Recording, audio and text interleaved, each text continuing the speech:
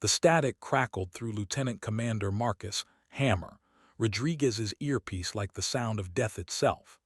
23 hours into what was supposed to be a routine extraction mission in the dense jungles of Southeast Asia, SEAL Team Bravo found themselves pinned down by an enemy force that had materialized from the green hell around them like ghosts. The intelligence had been wrong. Dead wrong. Base, this is Hammer. We are taking heavy fire from multiple positions. Repeat, we are compromised and need immediate air support. Rodriguez's voice carried the controlled desperation of a man who had seen too many good soldiers die in places that didn't exist on any official map. The jungle canopy above them was so thick that satellite imagery was useless, and the enemy seemed to know exactly where they were going to be before they got there. Petty Officer First Class Tommy Ghost Nakamura pressed his back against a massive mahogany tree, feeling the bark splinter as rounds chewed through the wood inches from his head. Blood from a grazing wound on his temple mixed with sweat and jungle humidity, creating a crimson stream that traced the angular lines of his face. "Sir, we've got movement on the east flank. They're trying to box us in." The mission had started clean. Extract a high-value intelligence asset from a compound that officially didn't exist, in a country where American forces were never supposed to operate. But the asset was already gone when they arrived, and what waited for them instead was a carefully orchestrated trap that suggested someone with intimate knowledge of SEAL operations had been feeding information to hostile forces. Staff Sergeant Alina Viper Kozlov, the team's designated marksman, had been tracking muzzle flashes through her scope for the past 40 minutes. Her grandfather had fought the Germans in the siege of Stalingrad, and she had inherited both his steady hands and his understanding that sometimes survival came down to patience and the willingness to take the shot that mattered most. "I count at least 20 hostiles, sir. Professional movement patterns. This isn't local militia." The radio crackled again, but this time it wasn't their base responding. The voice that cut through the static was unexpected, crisp, professional, and undeniably female. It carried an accent that spoke of Georgia peach trees and summer thunderstorms, but underneath the southern comfort was something that made every man in the squad stop breathing for just a moment. "SEAL Team Bravo, this is Avenger 6-1. I have eyes on your position. Stand by for immediate close air support." The voice paused, and in that silence, Rodriguez could hear the distant sound of rotors cutting through humid air. "Y'all just keep your heads down. The cavalry's coming." The sound of approaching aircraft was different from anything Rodriguez had heard in his 15 years of special operations. Not the heavy thump of a Black Hawk or the whine of an Apache. This was something else entirely, something that spoke of precision and death delivered from impossible angles. Through gaps in the canopy, he caught glimpses of something dark and angular moving against the green-filtered sunlight like a predatory bird that had learned to hunt in 3 dimensions. Alina Kozlov had served in enough joint operations to recognize that voice, though she had never heard it in combat. Stories traveled fast through the tight-knit community of military aviation, and the legend of Major Cassidy, Raven Beaumont, was one that inspired both admiration and skepticism. The first woman to graduate at the top of her class from the Army's most elite helicopter gunship program, she had been assigned to a unit that technically didn't exist, flying missions that were never officially acknowledged. The enemy fire intensified as if they sensed what was coming. Bullets whined through the jungle air with the angry sound of disturbed hornets, and Rodriguez felt the familiar tightness in his chest that came when death was close enough to smell. But there was something in that voice from the sky that made him believe they might actually see another sunrise. "Avenger 6-1, this is Hammer. We are approximately 2 clicks north of the primary LZ, taking fire from multiple positions in a rough semicircle around our current position." "How copy?" Rodriguez's training took over, his voice steady despite the chaos erupting around them. Professional calm in the face of impossible odds was what separated Special Operations Forces from regular infantry, and even with enemy rounds chewing up the jungle around them, Proper radio protocol was a lifeline to sanity. Hammer, Avenger 6-1, I copy your position. I'm going to need you to mark your perimeter with IR strobes and get your people as low as possible. What I'm about to do is going to get loud and messy, and I don't want any blue-on-blue casualties. There was a pause in transmission, and then Raven's voice came back with something that might have been a smile. Oh, and boys, y'all might want to cover your ears. Ghost pressed himself deeper into the mud, feeling jungle insects crawl across his skin as he activated the infrared strobe on his tactical vest. Around the perimeter, the other members of Team Bravo were doing the same, creating a constellation of invisible light that would be clearly visible through night vision optics, but wouldn't give away their position to enemies using conventional sights. The first thing they heard was the whistle, high and thin, like the sound of wind through canyon rocks, but growing steadily louder and more insistent. Alina looked up through her scope and caught a glimpse of something that defied everything she thought she knew about helicopter operations. The aircraft was moving through the jungle canopy at a speed and angle that should have been impossible, threading between trees with a precision that spoke of reflexes operating faster than conscious thought. Then the jungle exploded into light and thunder. The first rocket impacted an enemy position with surgical precision, turning a machine gun nest into a crater surrounded by falling leaves and the screams of wounded men. But instead of the typical pattern of area suppression fire, what followed was something Rodriguez had never seen in 2 decades of military service. Each weapon discharge was precisely targeted, each explosion carefully calculated to eliminate threats without disturbing the natural cover that was keeping the SEAL team alive. Through the smoke and chaos, the dark shape of Raven's aircraft materialized like something from a fever dream. The helicopter, if that's what it could still be called, moved with the fluid grace of a creature that had been born to hunt in 3 dimensions. Its rotor wash barely disturbed the upper canopy, and its weapons system spoke with the quiet authority of absolute lethality. Hammer, Avenger 6-1. I count 15 confirmed enemy KIA and at least 6 more pulling back to the northwest. You should have a clear corridor to the secondary extraction point in approximately 30 mics. How copy? Raven's voice carried the satisfaction of a job done with professional pride, but underneath the tactical communication, Rodriguez could hear something else, the sound of someone who understood exactly what it meant to hold other people's lives in her hands. The sudden silence that followed the engagement was almost more unsettling than the gunfire had been. Jungle sounds gradually returned, the distant call of exotic birds, the rustle of small creatures moving through undergrowth, the steady drip of moisture from leaves that had been disturbed by the violence. But the absence of enemy fire was like a physical weight being lifted from their shoulders. Tommy Nakamura raised his head cautiously, scanning the jungle through the scope of his rifle.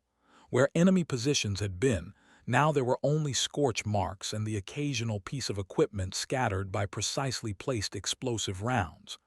Jesus Christ, he whispered into his radio.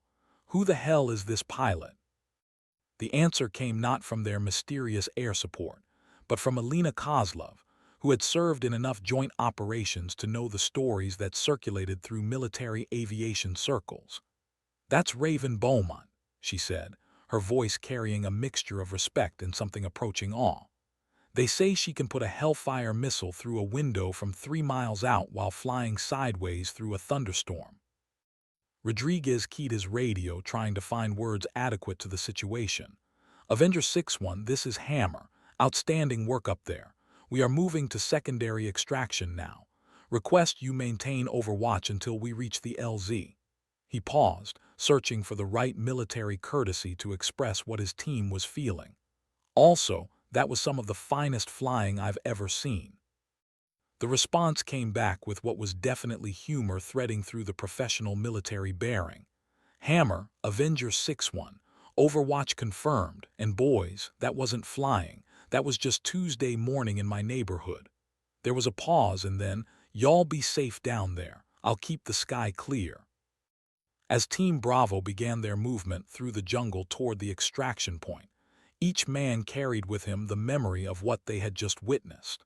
In a profession where precision and skill were literally matters of life and death, they had seen something that transcended mere technical competence and entered the realm of art.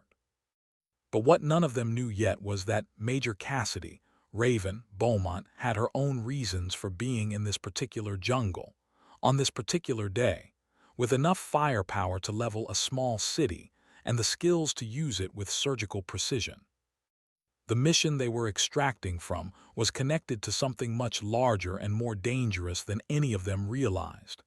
Something that would test not just their tactical abilities, but their understanding of loyalty, sacrifice, and the price that some people pay to keep democracy's wars invisible. Above them, threading through the green cathedral of the jungle canopy like a dark angel of retribution, Raven Beaumont was already planning her next move. The enemy force they had just decimated was only the beginning. Somewhere in the intelligence networks that fed information to hostile forces, there was a leak that had nearly gotten good people killed. And Cassidy Beaumont had never been the kind of woman to leave a job half-finished. The extraction went smoothly, with Team Bravo reaching their designated landing zone precisely on schedule.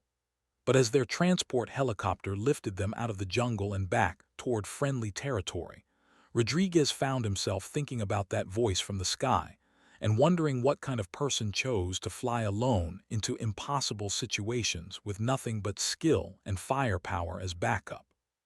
He would get his answer sooner than he expected. 3 days later, back at their classified base of operations, Rodriguez received orders that would change everything he thought he knew about the war they were fighting. Major Cassidy Beaumont was being attached to their unit for an extended operation, and the mission parameters were unlike anything SEAL Team Bravo had ever been asked to undertake. The briefing room was sterile and windowless, lit by harsh fluorescent lights that made everyone look slightly sick. Charts and satellite imagery covered every available wall surface, and the air conditioning hummed with the constant background noise of classified facilities everywhere. When Major Beaumont walked through the door, Rodriguez's first thought was that she looked smaller than her reputation suggested. Cassidy Beaumont stood maybe 5'6" in her flight boots, with auburn hair pulled back in a regulation bun and green eyes that seemed to catalog every detail of the room in a single glance. Her flight suit was immaculate, but showed the kind of wear that came from actual use rather than ceremonial appearances. On her left shoulder was a unit patch that Rodriguez didn't recognize, a stylized raven in flight against a background that looked like storm clouds. "Gentlemen," she said, her voice carrying the same Georgia accent they remembered from the jungle, but now they could see the person behind the call sign. "I expect y'all have questions about what happened out there. I'm here to provide some answers and to ask for your help with something that's going to require the kind of teamwork that keeps everyone breathing." She moved to the front of the room with the economical grace of someone accustomed to working in confined spaces, and when she began her briefing, every man in the room found himself leaning forward. The mission she described was complex, dangerous, and completely outside normal operational parameters. But more than that, it was personal in a way that military operations were never supposed to be. 3 months earlier, Captain David Phoenix Beaumont, Cassidy's younger brother and a Marine Corps pilot, had been shot down over hostile territory while flying a classified reconnaissance mission. His aircraft and body had never been recovered, and officially, he was listed as missing in action. But intelligence sources suggested that he might still be alive, held in a facility that existed in the shadow spaces between countries, where international law was more suggestion than requirement.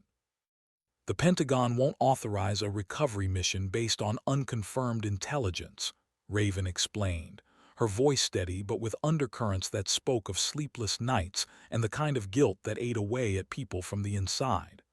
"Officially, my brother died in a training accident, but I know he's alive, and I know where they're keeping him." Rodriguez studied the satellite imagery she had spread across the briefing table. The compound was located in a region where three countries came together in a confusion of disputed borders and tribal loyalties. It was the kind of place where governments could deny responsibility and where people disappeared without leaving traces that would ever appear in official records. "Ma'am," Ghost Nakamura said carefully, "what you're describing sounds like a personal rescue mission using military assets for unauthorized purposes. That's not just career suicide, it's federal prison time." He paused, looking around at his teammates. "Not that we're judging, just want to make sure everyone understands what we're talking about." Raven nodded slowly, and for the first time since entering the room, her professional composure showed signs of cracking. "You're right, petty officer. What I'm proposing violates about 17 different military regulations and probably a few international laws. But Phoenix is my little brother, and he's alive because I taught him how to fly, and he's in that prison because he was trying to prove that he was as good a pilot as his big sister." She turned to face the wall map, and when she spoke again, her voice carried the kind of quiet determination that had carried her through flight school when half her instructors thought women had no business in combat aircraft. "I'm not ordering anyone to come with me. This is strictly volunteer basis, and anyone who wants to walk away right now has my complete understanding and respect." Nobody moved. The silence stretched for nearly a minute before Rodriguez cleared his throat. "Ma'am, speaking for Team Bravo, we've all lost people to bureaucratic bullshit and politics. If you can get us to the target, we can get your brother out." He looked around the room at his teammates, seeing the same determination reflected in their faces. "Besides, after what you did for us in that jungle, we owe you." What none of them understood yet was that Major Cassidy Beaumont had been planning this mission for months, using every resource and contact available to someone who had spent 12 years building a reputation as one of the military's most capable pilots. The rescue of SEAL Team Bravo had been a field test of tactics and equipment that she intended to use in a much more dangerous environment, against opponents who would be expecting military intervention. The compound holding her brother was defended by mercenaries from at least 3 different countries, equipped with military-grade weapons and trained in counterinsurgency tactics. Intelligence suggested that the facility was being used not just as a prison, but as an interrogation center for captured military personnel and intelligence operatives. Phoenix Beaumont was not the only American being held there, but he was the only one whose sister had the skills and determination to mount a rescue operation. Over the next several hours, Raven walked Team Bravo through the most detailed mission briefing any of them had ever experienced. She had topographical maps that showed every building in the compound, guard rotation schedules that had been compiled through weeks of surveillance, and contingency plans for situations that might arise during insertion, the operation itself, and extraction. The level of planning was extraordinary, but what impressed Rodriguez most was the way she incorporated each team member's specialized skills into the overall mission profile. Alina Kozlov would provide overwatch and long-range fire support from a position that Raven had scouted personally during reconnaissance flights. Tommy Nakamura would handle electronic warfare and communications, ensuring that the compound's security systems would be neutralized at precisely the right moment. Rodriguez himself would lead the actual prisoner extraction, while the other team members provided security and backup for the operation's most vulnerable phases. But the most dangerous part of the mission would fall to Raven herself. She would be flying alone, in an aircraft that was technically still experimental, against air defenses that included surface-to-air missiles and professional military pilots flying modern fighter aircraft. The margin for error was essentially zero, and if anything went wrong, there would be no backup and no official acknowledgement that the mission had ever been attempted.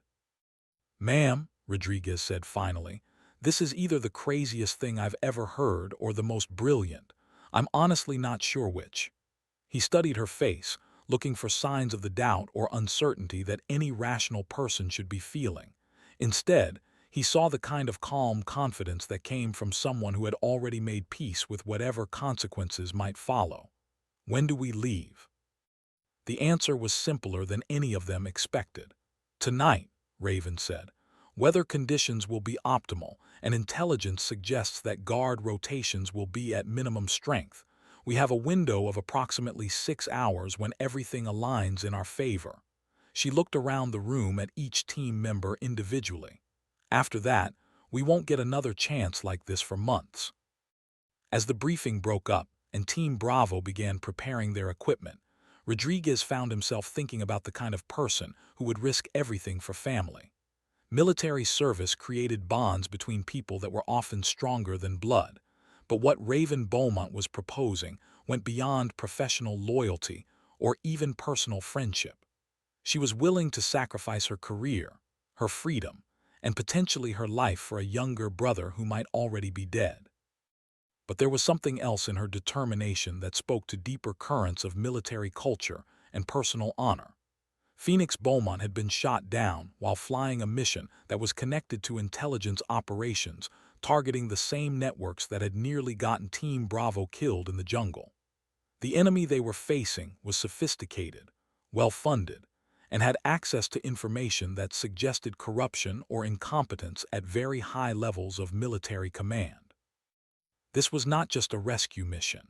It was the opening move in a much larger conflict, one that would test the loyalty and capabilities of everyone involved.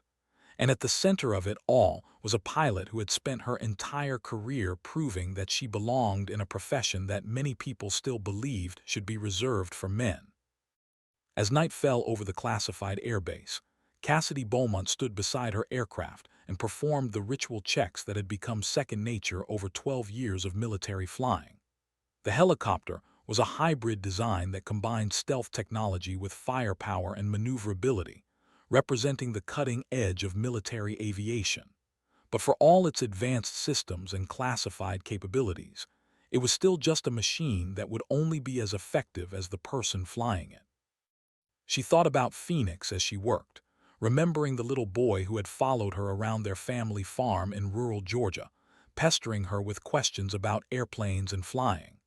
He had been 8 years old when she left for the Air Force Academy, 13 when she graduated flight school, and 18 when he announced that he was enlisting in the Marines because he wanted to fly helicopters like his big sister. Their parents had died in a car accident during Phoenix's first deployment, leaving the two siblings as the only family either of them had left. Military service had kept them stationed on different continents for most of the past 5 years, but they maintained their connection through letters, emails, and occasional phone calls that made the distance seem smaller than it was. The last conversation she had with her brother was 3 days before his aircraft went down. He had been excited about a mission he couldn't describe over a secure phone line, proud that he had been selected for an operation that would use all his training and experience. "Cassie," he had said, using the childhood nickname that only he was allowed to use, "I think I'm finally going to show people that I'm as good a pilot as you are."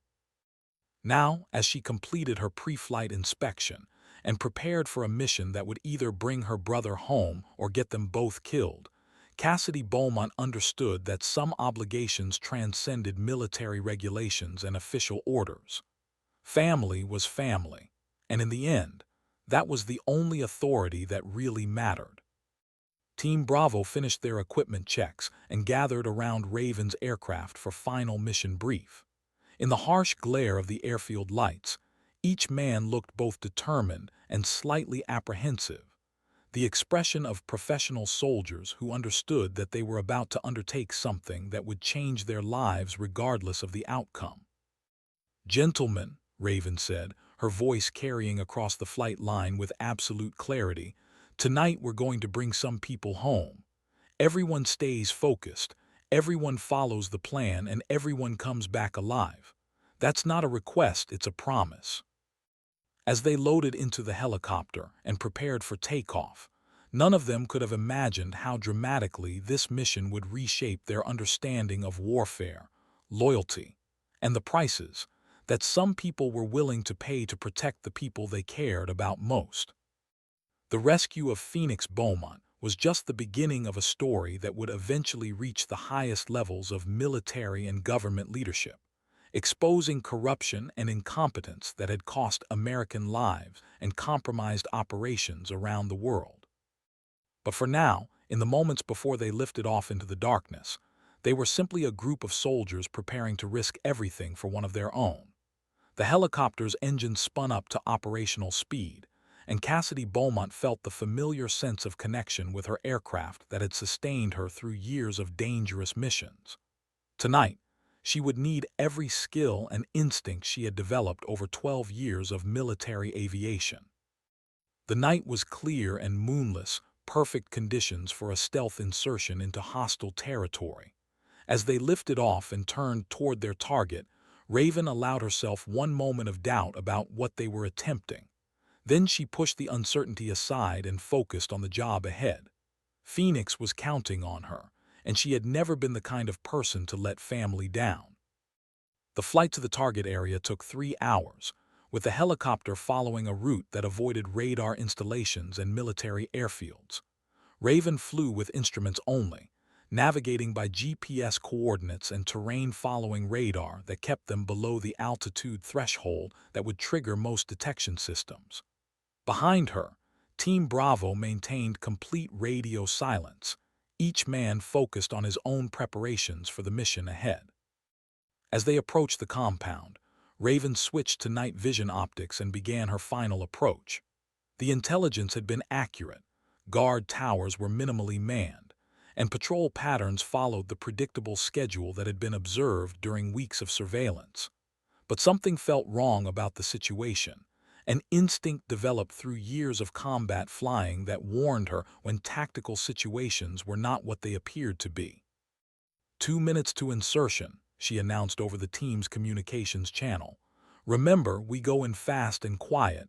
Any complications and we abort to secondary extraction point. She paused, scanning the compound through her targeting systems. Something doesn't feel right about this place. Stay sharp. The compound was larger than the satellite imagery had suggested, with additional buildings that appeared to have been constructed recently.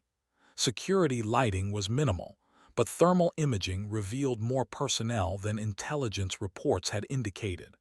Either their information was outdated, or someone had been expecting them. Rodriguez felt the familiar pre-combat tension as the helicopter settled into its final approach pattern. Through the aircraft's windows, he could see the compound spread out below them like a collection of children's blocks, arranged by someone with no sense of architectural planning. Guard towers marked the perimeter, and a central building that looked like it might house administrative offices and interrogation facilities dominated the center of the complex. 30 seconds, Raven announced, and her voice carried the controlled calm of someone who had made similar approaches dozens of times in equally dangerous situations. But for the first time since the mission began, Rodriguez detected something in her tone that suggested she was questioning whether they were walking into a trap. The helicopter touched down in a clearing approximately 500 meters from the compound's outer perimeter, and Team Bravo deployed with the quiet efficiency of professionals who had performed similar operations countless times. But as they moved through the darkness toward their target, each man was aware that this mission was different from anything they had attempted before. They were operating without official authorization, in territory where capture would mean imprisonment or death, against an enemy force that might be expecting them. Alina Kozlov reached her overwatch position and began scanning the compound through her rifle scope. The intelligence briefings had been accurate about building layouts and general security arrangements, but there were details that suggested recent changes to the facility's operational profile.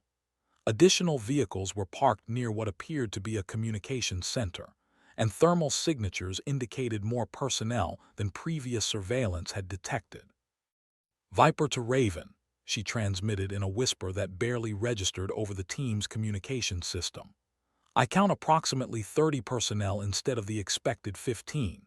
Recommend we abort and reassess." She continued scanning, trying to identify specific threats and determine whether the additional manpower represented a routine security increase or evidence that their mission had been compromised. But Raven's response carried the kind of determined finality that comes when someone has already committed to a course of action regardless of consequences. Negative, Viper. Phoenix has been in there for 3 months. If we abort now, we might not get another chance. There was a pause, and then, we adjust and adapt. That's what we're trained for. Rodriguez understood the decision, even though every tactical instinct was warning him that the mission parameters had changed significantly. In special operations, intelligence was never completely accurate, and successful missions required the ability to adapt to changing circumstances while maintaining focus on primary objectives.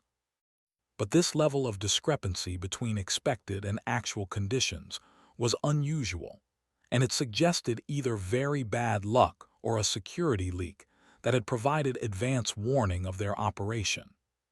"Hammer to all stations," he transmitted. "We proceed as planned, but everyone stays extra sharp. If this goes sideways, we extract immediately and sort out the details later." He checked his equipment one final time and began moving toward the compound's perimeter. "Phoenix is depending on us, but no one dies tonight for any reason." The approach to the outer fence took 20 minutes of careful movement through terrain that provided minimal cover.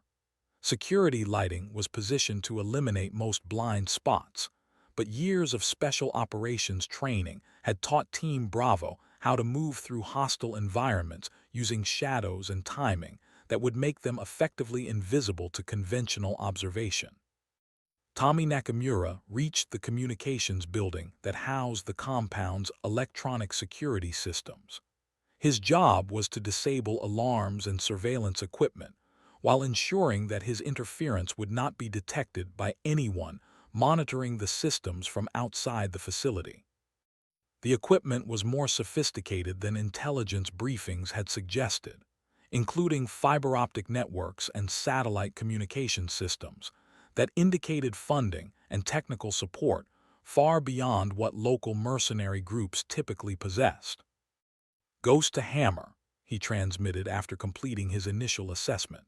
"Security systems are more advanced than expected.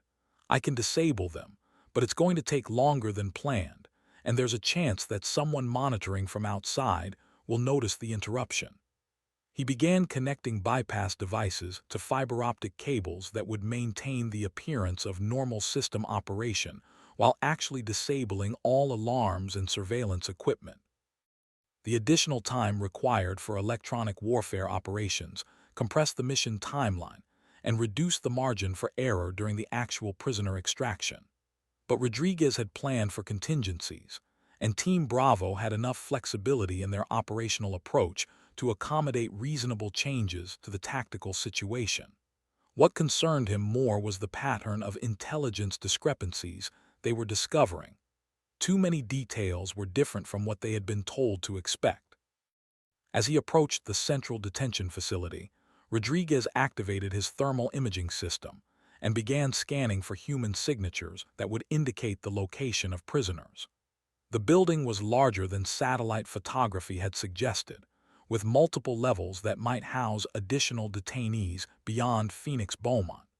But thermal readings were inconsistent with what would be expected from a facility that was supposed to contain approximately a dozen prisoners. "Hammer to Raven," he transmitted. "Thermal signatures suggest either additional prisoners or a very different facility configuration than we expected, requesting permission to expand search parameters if necessary." He continued moving toward what intelligence had identified as the most likely location for high-value prisoners, but prepared himself for the possibility that Phoenix Beaumont might be held somewhere else in the complex. The response from Raven carried tension that had not been present during the flight to the target area.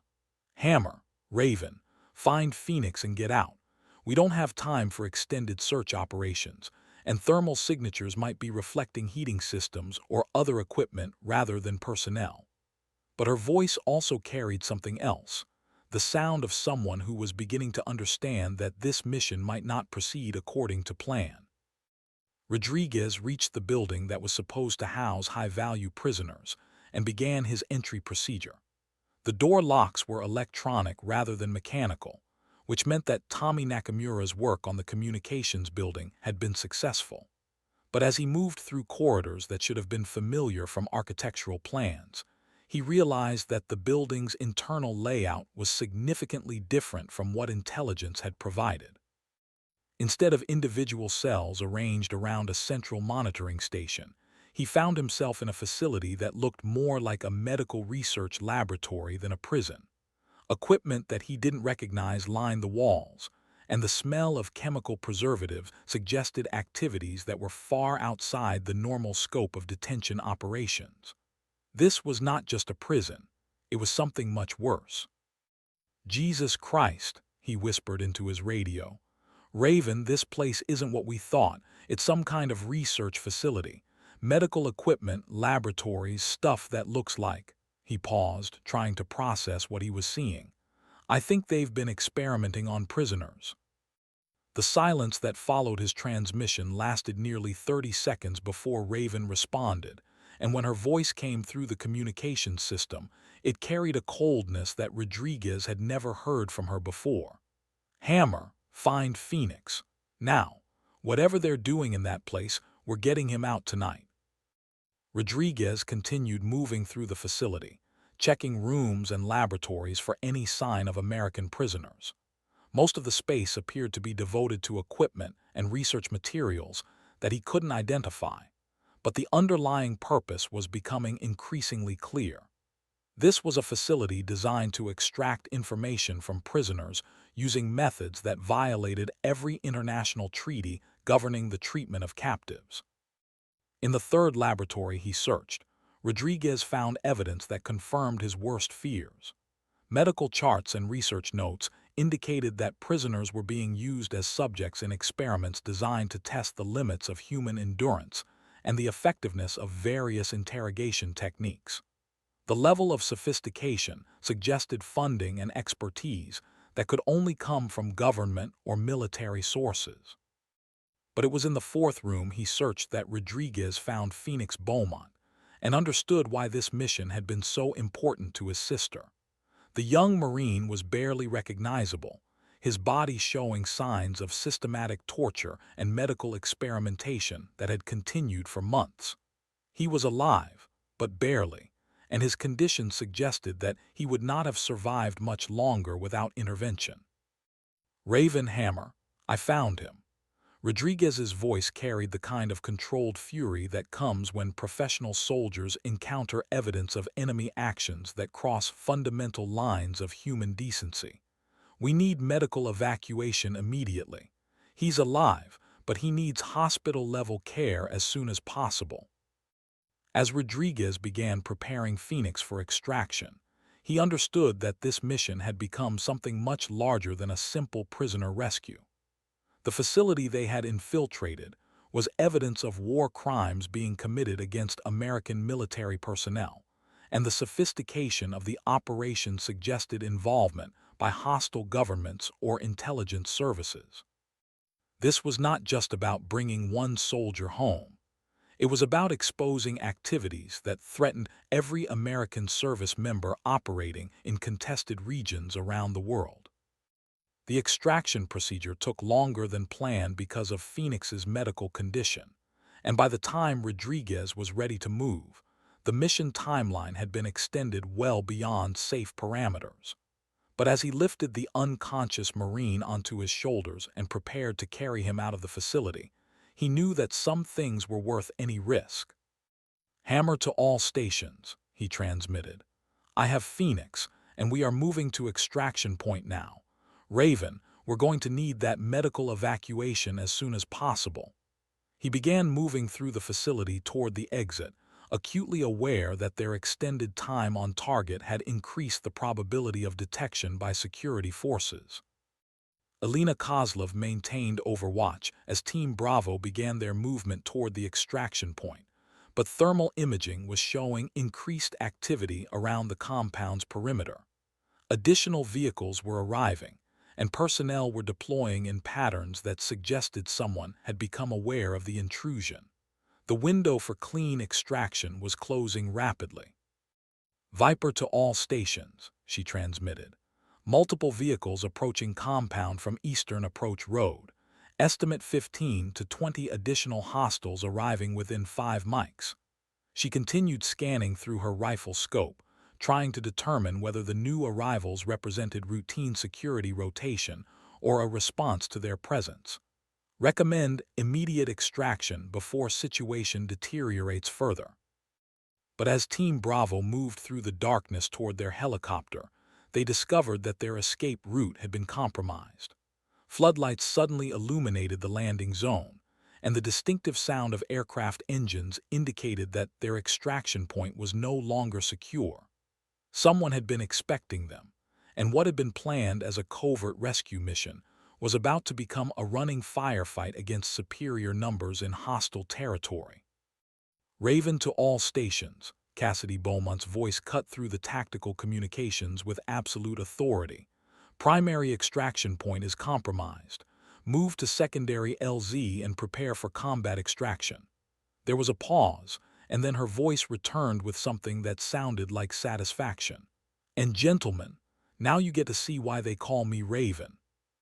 The helicopter that had delivered them to the target area was no longer the stealthy insertion platform it had been during their approach flight. As Raven activated weapons systems and began her attack run against the forces surrounding the secondary landing zone, the aircraft transformed into something that seemed more like a flying tank than a conventional helicopter. Rockets and cannon fire began systematically eliminating enemy positions, with precision that defied everything Rodriguez thought he knew about aerial combat. But even as Raven provided covering fire for their movement to the extraction point, Rodriguez understood that their situation was far from resolved. The facility they had infiltrated was much more significant than intelligence briefings had suggested, and the forces arrayed against them indicated resources and planning that suggested government-level involvement.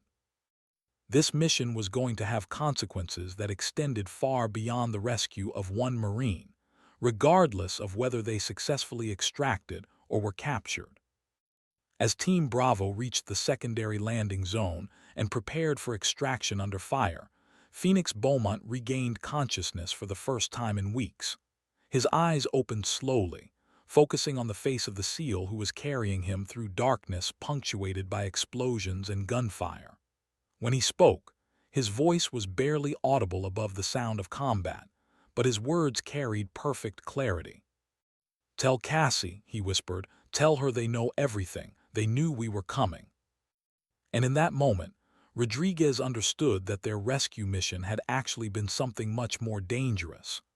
A carefully orchestrated trap designed to capture or eliminate the most effective special operations personnel in the American military. Someone with access to the highest levels of classified information had been feeding intelligence to hostile forces, and Phoenix Beaumont's capture had been the bait used to draw them into a situation where they could be eliminated without official acknowledgement or investigation. The war they thought they were fighting was much larger and more complex than any of them had realized. And at the center of it all was a pilot whose determination to save her brother had inadvertently exposed a conspiracy that threatened the security of military operations around the world. As Raven's helicopter settled into the landing zone and Team Bravo prepared to board with their rescued prisoner, incoming fire intensified to levels that suggested the enemy was willing to accept significant casualties to prevent their escape. Whatever information Phoenix Beaumont possessed, and whatever secrets the facility contained, someone was prepared to kill everyone involved rather than allow the truth to reach American intelligence services. Rodriguez carried Phoenix toward the helicopter through a gauntlet of automatic weapons fire and rocket-propelled grenades that turned the night into a hellscape of tracer rounds and explosions. Elena Kozlov provided covering fire from her overwatch position, her rifle speaking with the methodical precision of someone who had learned to kill at distances that made enemies seem like abstractions rather than human beings. "Viper, Viper," Rodriguez shouted into his radio as an RPG exploded close enough to shower them with debris. "We need that Overwatch fire concentrated on the eastern tree line. They've got heavy weapons positioned there." He stumbled but kept moving, Phoenix's weight seeming to increase with every step as adrenaline and exhaustion fought for control of his nervous system. Alina's response came in the form of precisely aimed rounds that silenced enemy positions one after another. Her grandfather had taught her that every bullet carried the responsibility of the life it might save, and tonight she was spending that ammunition with the calculated efficiency of someone who understood that failure meant death for people she cared about. Through her scope, she could see enemy forces moving to surround the landing zone, but she could also see the desperation in their tactics that suggested they were operating under orders that prioritized preventing escape over their own survival. Tommy Nakamura reached the helicopter first and immediately began establishing a defensive perimeter around the aircraft while Raven prepared for immediate takeoff. The enemy fire was coming from multiple directions now, and thermal imaging revealed at least 40 hostile personnel moving through the jungle toward their position. The situation was deteriorating rapidly, but the alternative to extraction under fire was capture or death in hostile territory. "Ghost to hammer," Tommy transmitted while returning fire toward muzzle flashes in the tree line. "We've got approximately 2 minutes before they complete their encirclement. After that, we're going to be fighting our way out through a full battalion of hostiles." He paused to engage a team of enemy soldiers who had moved close enough to throw hand grenades. Whatever intel Phoenix has, they really don't want it getting back to friendly forces. Raven's voice cut through the tactical communications with the kind of authority that came from someone who had spent years making life-and-death decisions in impossible situations. "All stations, this is Raven. We extract in 60 seconds regardless of tactical situation. Anyone not on this aircraft when I lift off gets left behind and I will not be coming back." She paused, and then her voice softened slightly. "That includes me, so let's all get home together." Rodriguez reached the helicopter and carefully transferred Phoenix to Tommy Nakamura, who immediately began administering first aid while continuing to provide security. The young Marine's condition was worse than Rodriguez had initially realized. Months of torture and medical experimentation had left him barely alive, and he needed immediate medical attention that could only be provided at a military hospital. But as Rodriguez prepared to board the helicopter, Phoenix grabbed his arm with surprising strength and pulled him closer. "They know about Raven," he whispered, his voice barely audible above the sound of gunfire and rotor blades. "The whole thing was a setup to get her here. She's what they really want." The implications of Phoenix's warning hit Rodriguez like a physical blow. Major Cassidy Beaumont was not just an exceptional pilot. She was one of the few people with access to classified information about advanced military aviation technology that hostile governments would pay millions to obtain. Her capture would represent an intelligence catastrophe that could compromise American military operations around the world. "Raven," Rodriguez shouted into his radio, "this whole thing is a trap. They're after you, not Phoenix." He began moving toward the helicopter's pilot position, but incoming fire forced him to take cover behind the landing gear. "We need to abort and call for backup." But Raven's response carried the kind of determined finality that Rodriguez had heard before from people who had already made peace with whatever consequences might follow their decisions. "Hammer, I know it's a trap. I've known since we got here, but Phoenix is my brother and we're all going home tonight." There was a pause and then, "Besides, if they want me that badly, they're going to have to work for it." Alina Kozlov watched through her rifle scope as enemy forces completed their encirclement of the landing zone. The tactical situation was impossible. They were outnumbered by at least 4-1, trapped in an open area with minimal cover, and facing opponents who were willing to accept massive casualties to achieve their objectives. but she had served with enough special operations personnel to understand that impossible situations sometimes required solutions that transcended conventional tactical thinking. "All stations, this is Viper," she transmitted while engaging targets that were moving closer to the helicopter. "I count at least 50 hostiles in final assault positions. They're going to rush us in the next 30 seconds. She paused to change magazines, her movements automatic after years of combat experience. "Raven, whatever you're going to do it now." What happened next would become legend in military aviation circles, though the official records would never acknowledge that any of it occurred. Major Cassidy Beaumont engaged every weapon system on her aircraft simultaneously, turning the jungle around the landing zone into a killing field that eliminated enemy positions with surgical precision, while somehow avoiding casualties among her own people. The helicopter rose into the air while still firing, its rotor wash scattering debris and enemy personnel as Raven demonstrated flying skills that seemed to violate the fundamental laws of physics. She threaded between trees at airspeeds that should have been impossible, while using terrain features to mask their escape route from ground-based air defense systems. "Jesus Christ," Tommy Nakamura whispered as he watched Tracer Round streak past the aircraft's windows. "How is she doing this?"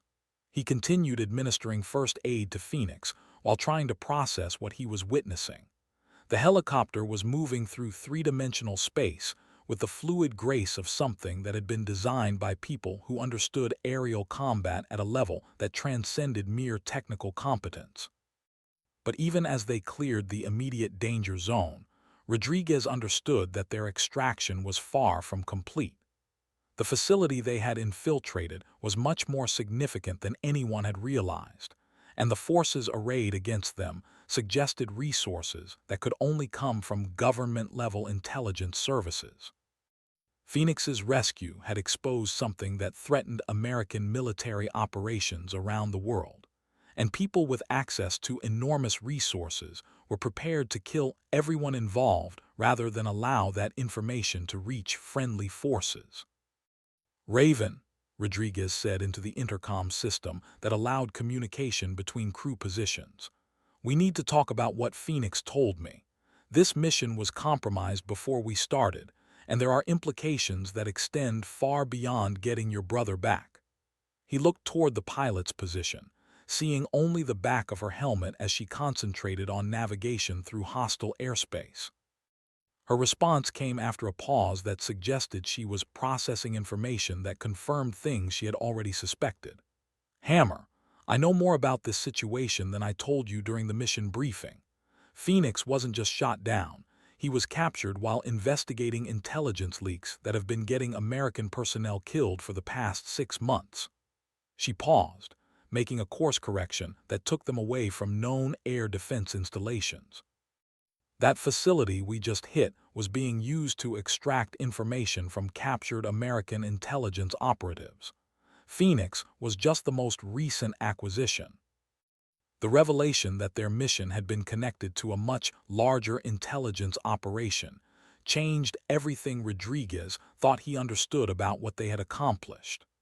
The rescue of Phoenix Beaumont was important, but the information they had gathered about the facility and its operations could be crucial to preventing future casualties among American military personnel. Alina Kozlov maintained overwatch from her position in the helicopter as they flew through the darkness toward friendly territory. Through night vision optics, she could see aircraft moving in the distance, fighter jets, and attack helicopters that suggested someone was mounting a serious effort to prevent their escape. The opposition they were facing had resources that extended far beyond what local mercenary groups could deploy. "Viper to Raven," she transmitted. "I count at least 6 aircraft moving to intercept our flight path, mixed fighter and rotary wing, approaching from multiple vectors." She continued scanning, trying to identify specific threats and determine the most dangerous approaches. "Recommend immediate course change to avoid engagement." But Raven's response suggested that she had been expecting aerial pursuit and had already prepared contingencies to deal with it.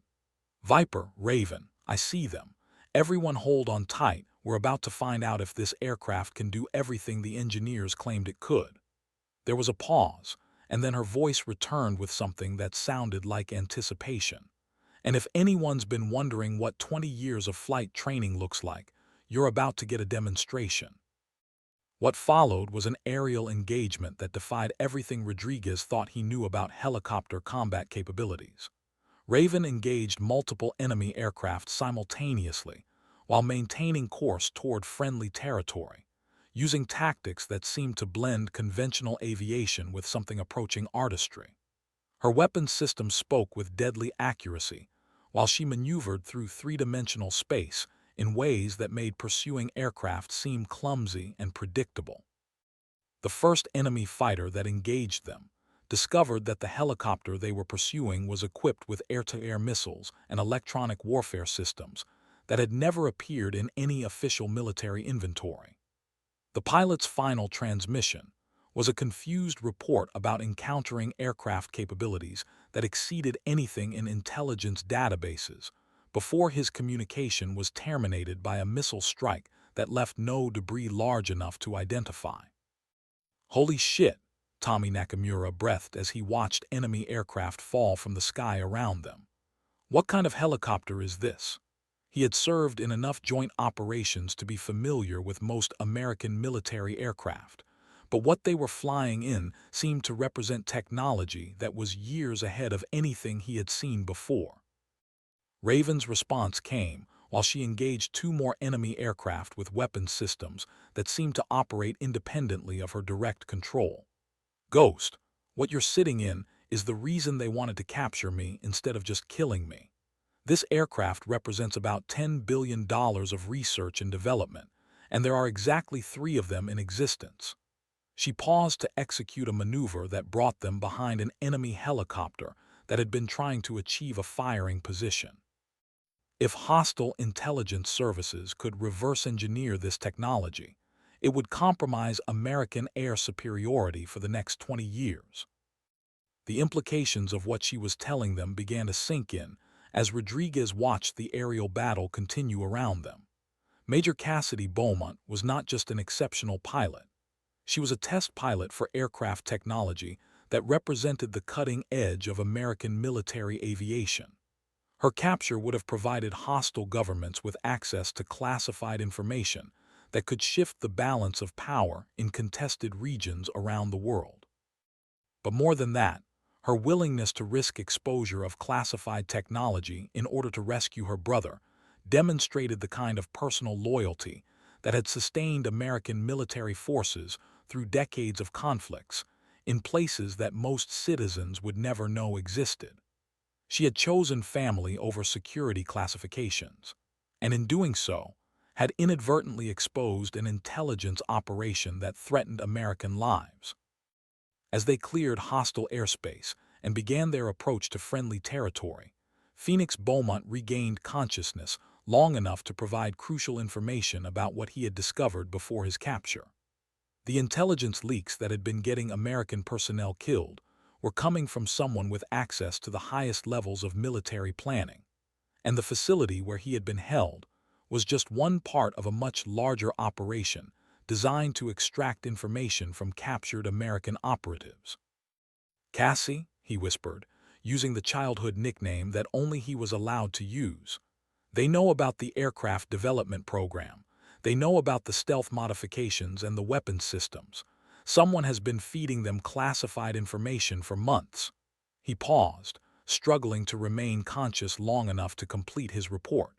"You need to get this information to people who can do something about it."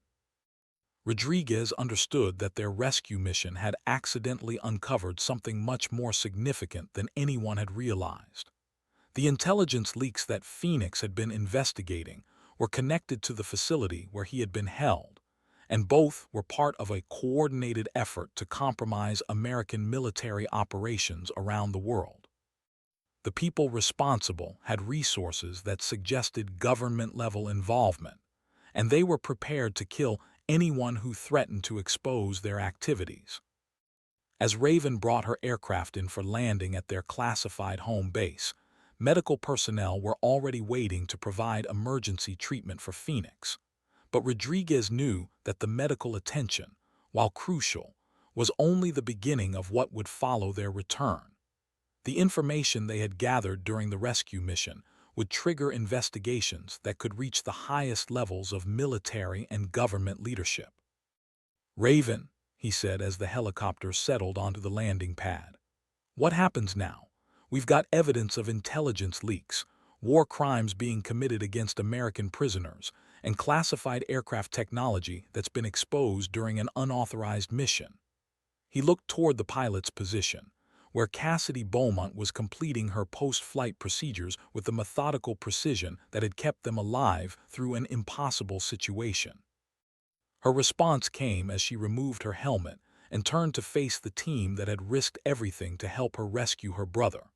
For the first time since they had met her, Rodriguez could see exhaustion in her face, the kind of deep tiredness that came from months of planning and worry followed by hours of combat that had pushed human endurance beyond normal limits. "Hammer," she said, her voice carrying the same Georgia accent they remembered from the jungle, but now tempered with something that sounded like relief mixed with apprehension. "What happens now is that we tell the truth and let the consequences fall where they may. Phoenix is home, the intelligence leaks will be investigated, and people who have been getting Americans killed are going to be held accountable." She paused, looking at each member of Team Bravo individually. "And all of y'all are going to be heroes, whether you want to be or not. What we did tonight is going to change how this war is fought, and it's going to save lives that we'll never know about." She smiled for the first time since they had met her. "Plus, you've got one hell of a story to tell your grandchildren." As medical personnel carried Phoenix toward the base hospital and Team Bravo began the debriefing process that would consume the next several days, Rodriguez found himself thinking about the kind of person who would risk everything for family. Military service created bonds between people that were often stronger than blood, but what Major Cassidy Beaumont had accomplished went beyond professional competence or personal courage. She had demonstrated the kind of leadership that inspired people to attempt impossible things, and she had done it while operating outside official channels with nothing but skill and determination as backup. The mission they had completed would have consequences that extended far beyond the rescue of one Marine, but at its core, it had been about one sister who refused to abandon her brother regardless of the cost. The debriefings began immediately after Phoenix was stabilized in the base hospital, and they continued for 3 days as intelligence analysts tried to process the information that Team Bravo had gathered during their mission. The facility they had infiltrated was much more significant than initial assessments had suggested, and the intelligence leaks that Phoenix had been investigating represented a security breach that could compromise American operations around the world. But more than the tactical intelligence they had gathered, the mission had exposed something about the nature of loyalty and sacrifice that resonated through military communities in ways that official reports could never capture. Major Cassidy Beaumont had risked her career, her freedom, and her life to rescue a brother who might already have been dead. And in doing so, she had demonstrated the kind of personal commitment that sustained military effectiveness even when official support was absent. Alina Kozlov found herself thinking about that commitment as she completed her own debriefing sessions. She had served with many exceptional soldiers during her military career, but she had never encountered anyone who combined tactical competence with personal dedication at the level that Raven Beaumont had demonstrated. The flying skills they had witnessed were impressive, but the willingness to risk everything for family was something that transcended professional training. "She's the real deal," Alina told Rodriguez during a break between debriefing sessions. "I've served with a lot of people who talk about brotherhood and loyalty, but she actually put her life on the line when it mattered." She paused, thinking about the aerial combat they had witnessed. "And the flying skills. I've never seen anything like that. She made it look easy." Tommy Nakamura had been equally impressed by what they had accomplished, but his focus was on the technological implications of what they had experienced. The aircraft they had flown in represented capabilities that exceeded anything in official military inventories, and the weapons systems they had witnessed suggested research and development programs that were years ahead of known technology. "The stuff we saw out there is going to change everything," he told Rodriguez. "If that technology can be mass-produced, it's going to give American forces advantages that hostile governments won't be able to counter for decades." He paused, considering the implications. "But it also means that people like Raven are going to become high-value targets for intelligence services around the world." The investigation that followed their debriefings revealed the extent of the intelligence leaks that Phoenix had been investigating before his capture. Someone with access to classified information at the highest levels of military command had been providing tactical intelligence to hostile forces, and that information had been used to target American personnel in contested regions around the world. The facility where Phoenix had been held was just one part of a much larger intelligence operation designed to extract information from captured American operatives and develop countermeasures against advanced military technology. The people responsible had resources that suggested coordination between hostile governments and criminal organizations that operated in the shadow spaces between countries. But most significantly, the investigation revealed that Major Cassidy Beaumont's rescue mission had been anticipated by hostile intelligence services. Someone had been monitoring her communications and tracking her movements for months, waiting for an opportunity to capture both her and the advanced aircraft technology she was testing. Phoenix's capture had been the bait used to draw her into a situation where she could be eliminated or captured. The fact that she had succeeded in spite of those preparations was testimony to flying skills that bordered on the supernatural and tactical planning that had anticipated every possible contingency. But it also meant that she was now a marked person, someone whose continued existence represented a threat to intelligence operations that had taken years to develop. Rodriguez found himself thinking about those implications as he watched Phoenix Beaumont recover in the base hospital. The young Marine was going to survive, but the physical and psychological damage inflicted during months of torture and experimentation would require years of treatment and rehabilitation. The cost of the intelligence leaks they had exposed was measured not just in compromised operations, but in human suffering that could have been prevented. "She saved my life," Phoenix told Rodriguez during one of his visits to the hospital. "But more than that, she saved my sanity. I was starting to believe that no one knew I was alive, that everyone had given up on me." He paused, struggling with emotions that months of torture had not been able to eliminate. Cassie never gives up on family. Never. The relationship between the Beaumont siblings was something that transcended normal family bonds. They had grown up on a farm in rural Georgia, where self-reliance and mutual support were not just values but survival requirements. Military service had taken them to different parts of the world, but the connection between them had remained stronger than distance or official obligations. "She taught me how to fly," Phoenix continued. "Not just the technical stuff, but the feeling of it, how to think in 3 dimensions, how to make the aircraft an extension of your own body." He smiled for the first time since his rescue. "I'm good, but she's an artist. What she did to get me out of there, that wasn't just flying. That was something else entirely." As the weeks following the rescue mission passed, the implications of what Team Bravo had accomplished became increasingly clear. The intelligence leaks that Phoenix had been investigating were traced to a network of compromised personnel that extended throughout multiple branches of military command. The facility where he had been held was shut down, but evidence suggested that similar operations were being conducted in other locations around the world. Most significantly, the advanced aircraft technology that Raven had been testing was accelerated through development and began deployment to special operations units that operated in the most dangerous environments. The capabilities they had witnessed during the rescue mission became the foundation for tactical advantages that would protect American lives in conflicts that most citizens would never know about.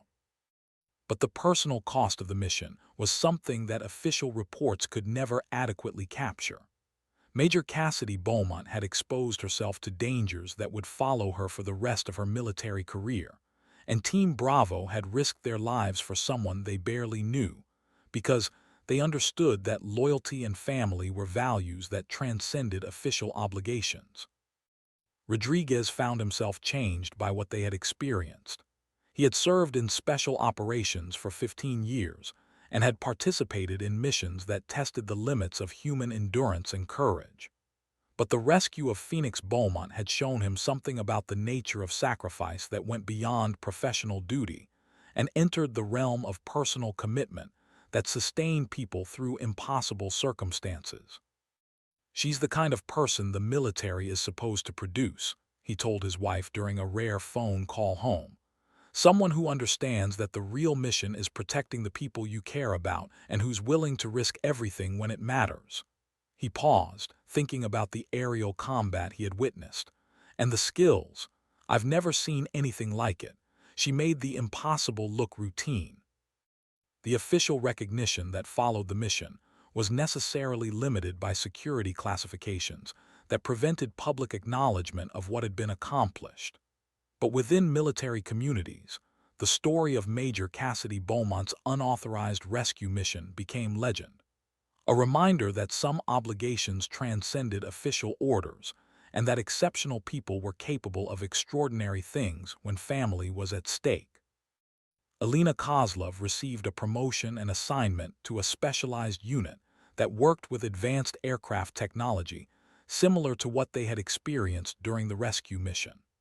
The skills she had demonstrated during Overwatch operations were recognized as being particularly suitable for missions that required precision and reliability under impossible circumstances. Tommy Nakamura was assigned to a research and development unit that worked on electronic warfare systems for advanced military aircraft. His experience with the technology they had encountered during the mission made him valuable for development programs that were years ahead of anything in public knowledge. But the most significant recognition went to Major Cassidy Beaumont herself, though the nature of that recognition could never be publicly acknowledged. She was assigned to a classified unit that operated advanced aircraft technology in the most dangerous environments around the world, and her demonstrated flying skills made her invaluable for missions that required capabilities that exceeded normal human limitations. The relationship between Raven and Phoenix Beaumont continued to be the emotional center of their story. Military service had tested their connection in ways that few family relationships could survive, but what they had experienced during the rescue mission had strengthened bonds that were already stronger than most people ever experienced.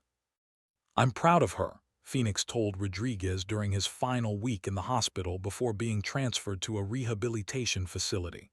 "Not just because she came for me, but because of the person she's become. She's everything I wanted to be as a pilot and everything I hope to be as a person." He paused, thinking about the sister who had risked everything to bring him home. The military is lucky to have her.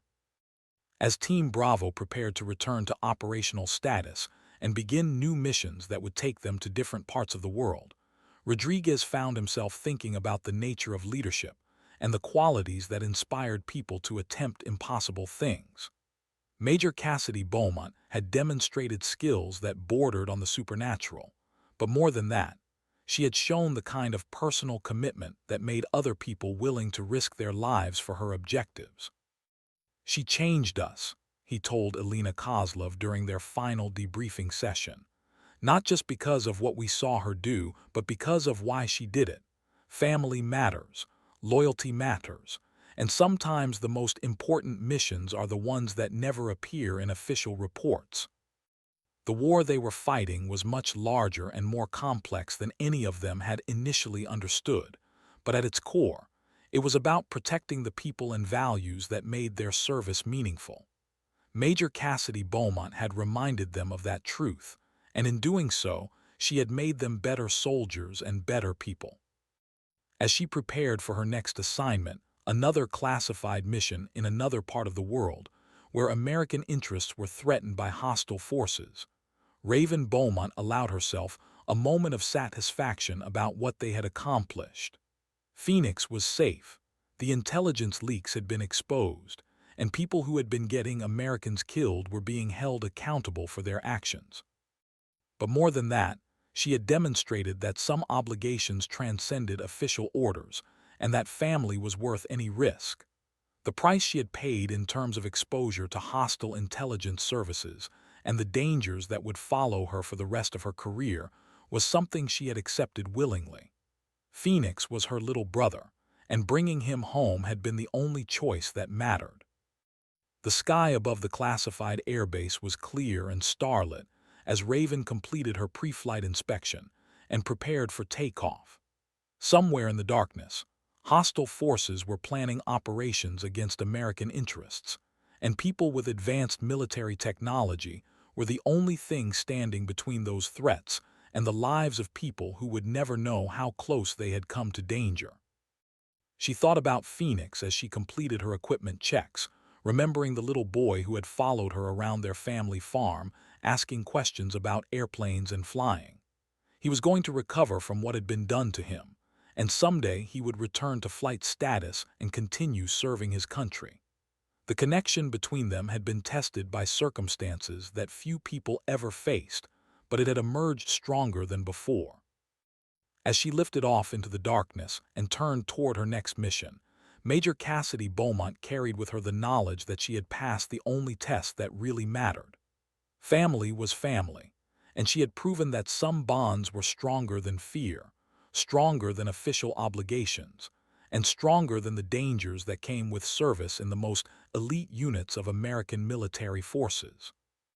The war would continue, and there would be other missions that tested the limits of human endurance and courage. But she would face those challenges with the confidence that came from knowing she was exactly the person she wanted to be. Someone who understood that the real mission was protecting the people she cared about, and who had the skills and determination to succeed when it mattered most. Behind her, Team Bravo was preparing for their own next assignments, carrying with them the memory of what they had witnessed and accomplished. The rescue of Phoenix Beaumont had changed all of them in ways that would influence their service for years to come, reminding them that exceptional people were capable of extraordinary things when the stakes were high enough. And in the sky above hostile territory, threading through darkness toward objectives that officially didn't exist, Major Cassidy, Raven, Beaumont continued the work she had been trained for, protecting American lives and interests with skills that bordered on artistry and commitment that transcended professional obligations. The legend of what she had accomplished would grow with each telling, inspiring other military personnel to understand that loyalty and family were values worth any sacrifice. But for Raven herself, the satisfaction was simpler and more personal. She had brought her brother home, and in doing so, had proven that some bonds were stronger than anything hostile forces could deploy against them. The mission continued, as it always did, with dedicated people making impossible things look routine, while operating in places that most citizens would never know existed. And at the center of it all was a pilot whose determination to save her brother had accidentally exposed threats to American security and demonstrated the kind of leadership that sustained military effectiveness even under the most challenging circumstances. In the end, it was a story about family, loyalty, and the prices that some people were willing to pay to protect the things that mattered most. The technical details would be classified for decades, but the human truth would endure, that exceptional people were capable of extraordinary things when the people they loved were in danger, and that the most important victories were often the ones that never appeared in official records. Major Cassidy Beaumont had proven that she was exactly the kind of person the military needed in its most demanding roles, someone who combined exceptional technical skills with the personal commitment that made other people willing to follow her into impossible situations. and in the darkness above hostile territory, she continued to serve with the quiet satisfaction of knowing she had passed the only test that really mattered to her. Family, loyalty, and the understanding that some obligations transcended official orders and made people capable of things they never thought possible. The rescue of Phoenix Beaumont had been all of those things, and more, a reminder that the human connections which sustained military service were stronger than any force that hostile governments could deploy against them. The sky was clear, the mission was critical, and Major Cassidy Raven Beaumont was exactly where she belonged, protecting American lives with skills that few people possessed and determination that fewer still could match. It was, as she had told Team Bravo during their extraction under fire, just another Tuesday morning in her neighborhood.